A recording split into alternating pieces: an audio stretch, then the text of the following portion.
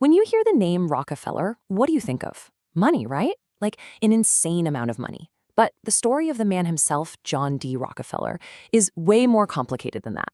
He was, on one hand, this ruthless robber baron, and on the other, basically the father of modern philanthropy. He built this massive empire by absolutely crushing his competition, and then he turned around and gave most of it away to try and save the world. It's a wild story, and that's exactly what we're going to get into today. Okay, so let's just start with the number because it's kind of hard to even wrap your head around. $400 billion. That's what his peak net worth would be if we adjusted it for today. To put that in perspective, he was richer than any tech billionaire you can name today, by a lot. He is, hands down, the richest person in all of modern history.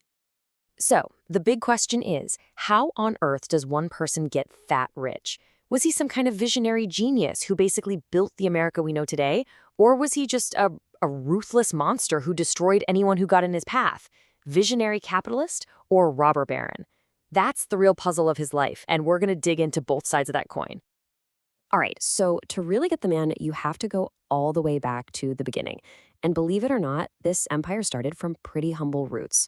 Rockefeller was born into poverty. His mom was this super devout Baptist, very strict, taught him all about discipline and saving every penny.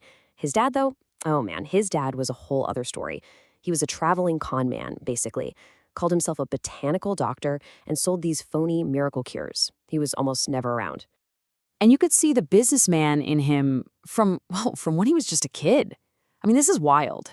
As a boy, he's raising and selling turkeys for profit. He's buying candy in bulk just so he can sell it to his own sisters for more. And get this, at just 13 years old, he loaned $50 of his own money to a local farmer at 7.5% interest. And the craziest part? He wrote down every single cent he ever made or spent in this little book he called Ledger A. This obsession with the numbers, it's going to be a theme for his entire life. So yeah, he wasn't really a fan of traditional school. He saw way more value in practical skills. He even dropped out of college just to take a quick 3-month accounting course, and that led him to his first, and as it turns out, only job working for somebody else. He was a bookkeeper. Well, his boss eventually left, and the company offered him the manager position. But, and this is a huge but, they offered him a salary of $600. The guy before him was making $2,000. Rockefeller was so insulted he just walked out. Quit right then and there. And from that day on, he decided he would never, ever work for anyone else again. Now, the world he was stepping into was, well, it was pure chaos. This was the mid-1800s oil rush. Think of it like the Wild West, but for oil. Everyone was frantically drilling, hoping to strike it rich. But Rockefeller, he looked at all this craziness and saw something different. He realized the real money, the safe money, wasn't in the gamble of drilling for oil. Nope. It was in refining it. Taking that raw crude and turning it into something consistent and useful, like kerosene, which was literally lighting up American homes. He saw a chance to bring order to all that chaos. And his master plan for bringing that order? Well, it was a strategy that would make him a legend, and also a villain. His goal was simple and absolutely audacious: a total monopoly. He wanted to own and control the entire oil industry. Everything. Okay, so how in the world did he pull this off? Well, his method, the Standard Oil method, was this mix of pure genius and, well, total brutality. You can actually see the playbook for a lot of today's biggest companies in what he did. First, he was obsessed with efficiency, cutting every last penny of waste. He built a system that controlled everything from refining the oil to selling the final product. He even gave his key employees stock in the company, not just a salary, to make sure they were all in. But his real trump card, his most powerful weapon, was using his company's massive size to get deals nobody else could even dream of. And this right here, this was his secret weapon. This is how he broke his competition. He went to the railroad companies and said, look, I can give you more business than anyone else, guaranteed. So he struck these secret deals. While all his competitors were paying, say, 35 cents to ship a barrel of oil, Standard Oil was paying just 10 cents. I mean, how can you possibly compete with that? You can't. So his rivals basically had two choices: sell out to Rockefeller for pennies on the dollar, or just go out of business. And what was the result of all this? Well, take a look.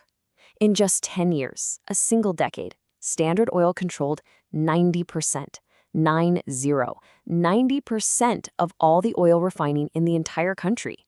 He'd done it. He had his monopoly. He took that chaotic Wild West of oil and brought it all under his complete control. But here's the thing about building an empire that big. You make a lot of enemies. The public started to turn on him. He wasn't seen as a brilliant businessman anymore. He was seen as a greedy, power-hungry monopolist. And pretty soon, journalists and politicians started coming after him and his giant company, which they called the Trust. The real turning point came in 1904, and it came from a journalist named Ida Tarbell. Now, this was personal for her. Her own father's oil business had been one of the many destroyed by Standard Oil. She spent years investigating and published this absolutely explosive exposé. It laid out all of the company's dirty laundry, the secret deals, the brutal tactics, everything. The public was outraged, and that gave President Teddy Roosevelt, the famous trust buster, all the political ammo he needed to finally go after Rockefeller. Now, this legal fight had been going on for a while. The government passed the Sherman Antitrust Act way back in 1890, pretty much with companies like Standard Oil in mind. After years and years of court battles, the case finally made it all the way to the Supreme Court. And in 1911, the decision came down. Standard Oil was an illegal monopoly. The court ordered it to be broken up, dismantled. Now, for pretty much any other person on the planet, this would be the end. A total disaster. Your life's work destroyed by the government. But not for Rockefeller. He had this motto: I always try to turn every disaster into an opportunity. And believe me, what happened next is maybe one of the biggest, most ironic twists in the history of business. So the court breaks up Standard Oil into 34 different smaller companies. But here's the catch. Rockefeller was the main owner of the big company, so he just became the main owner of all 34 new companies, which included the ancestors of companies we know today, like Exxon, Mobil, and Chevron. And once these new companies were out on their own, competing in the open market, their total value went through the roof. The government's attempt to punish him didn't just fail to ruin him, it made him way, way richer than he ever was before. So now, he's not just rich, he's fantastically, unbelievably wealthy. And this is where the story takes another turn. Rockefeller begins the second act of his life, and he takes all that same focus, all that same ruthless efficiency that he used to build his empire, and he points it at a new goal, giving every last penny away, and totally changing how the world saw him. And we're not talking about small donations here. Over the course of his life, he gave away more than $500 million. In today's money, you're talking about, well, many, many billions. For that time, the sheer scale of his giving was something the world had never, ever seen before. And this wasn't just writing checks. It was strategic. It was nation-building, world-changing stuff. His money founded the University of Chicago and helped make it one of the best in the world. He created the Rockefeller Institute for Medical Research, which led to incredible breakthroughs. And his fortune funded global health campaigns that actually helped wipe out horrible diseases like hookworm and yellow fever. I mean, real, tangible impact. He lived to be 97 years old, almost making it to his goal of 100. And in those last few decades of his life, he managed to pull off his final, greatest business deal. With some very smart PR, he completely remade his image. The hated robber baron, the most reviled man in America, became this beloved, sweet, old grandfatherly figure who gave away dimes to children. And so that brings us right back to where we started. The whole story is a huge contradiction, isn't it? On one hand, he built his fortune by being one of the most ruthless businessmen in history. On the other, he used that same fortune to literally save lives and advance human knowledge in ways that still affect us today. So what do you do with a legacy like that? Can a fortune that was built by crushing people be redeemed by giving it all away? It's a tough question, but it's one that's definitely worth thinking about.